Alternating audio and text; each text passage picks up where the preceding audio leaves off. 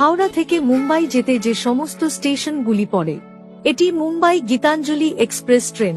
Howrah, Kharagpur, Tata Nagar, Chakradharpur, Rourkela junction, Jharsuguda junction, Raigarh, Bilaspur junction, Raipur junction, Durg junction, Rajnandgaon, Gondia junction, Bhandara road, Nagpur junction, Wardha junction, Badnera junction, Akola junction, Shegaon, Malkapur, Bhusawal junction, Jalgaon junction, Nashik road, Igatpuri, Kalyan junction, Dadar central, Chhatrapati শিবাজি Mumbai terminal.